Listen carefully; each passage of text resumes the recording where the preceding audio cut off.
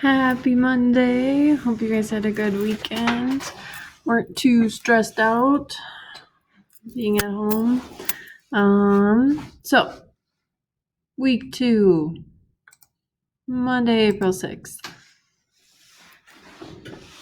So you're going to start with just reviewing the Cycle and Orb Quizlet. Again, pick one of these, go through it once, and then close the window. And then we are going to talk about a new assignment today. So you're going to finally get to writing your own poetry. So this is the one Google Doc that you do not need to make a copy of and put it in your drive because you're not typing anything in here today. So I'm going to talk through this, and then that's going to be all for today. So you're going to be writing a poem about your life, hence the title, Life Poem. You are going to be charged with the task of writing a poem about a significant person, event, or moment in your life. Remember, sometimes memorable moments are big things, and sometimes they're little things that cause you to pause, like a beautiful sunset. Think about someone you know, something you did or saw, tried or visited that stands out in your mind as a vivid memory. Remember that poetry is often written about an emotional event of either great joy or sadness. So your poem is going to be typed 1 to 2 pages in some kind of stanza format. You must include 6 different poetic devices, and I linked our poetic devices notes just for you to have from the list below, as well as labeling them correctly in your final copy. So you can use anything from the poetic devices notes, or you can just pick from this list. So in Mrs. Mundale's example, I haven't written mine yet. I'm going to write mine when you guys write yours. So we're just going to look at one that's done. It says, after a winter of 1,000 years, and this is that labeling. So a winter of 1,000 years is an exaggeration, a hyperbole. So within your poem, you're just going to have those little parentheses labels. I think Fifth Hour calls them flying bananas, I'm pretty sure.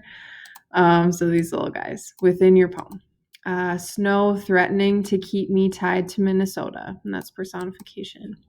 At last we fly south like the birds, that's a simile, to escape the winter.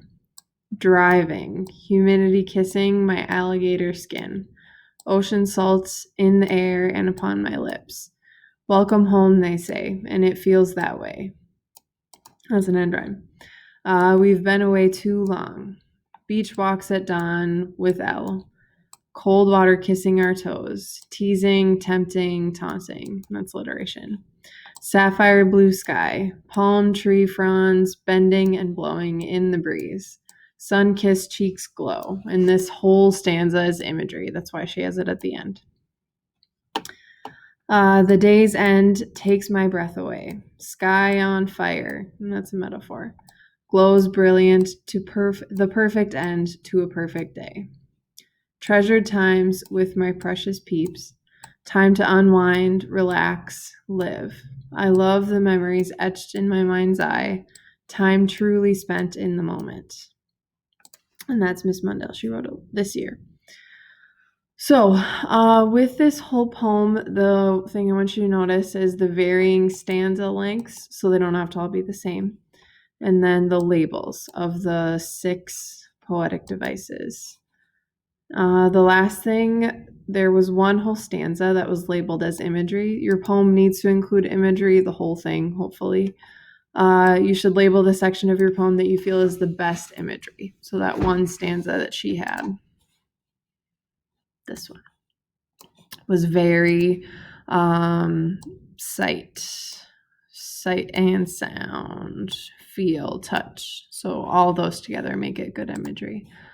Your grammar, spelling, punctuation need to be on point, and then be certain you proofread before you present. You will be sharing these with the class, so be certain that you're writing about something you're comfortable sharing. And we're going to talk about how that sharing will look. I think we might do it just in a Flipgrid video, but we'll talk about that too. There's a rubric down here explaining all these things I'll probably talk about later. But just know that this is all we're doing today. So I hope you have a good day, and I'll talk to you tomorrow. So think about this. That's all.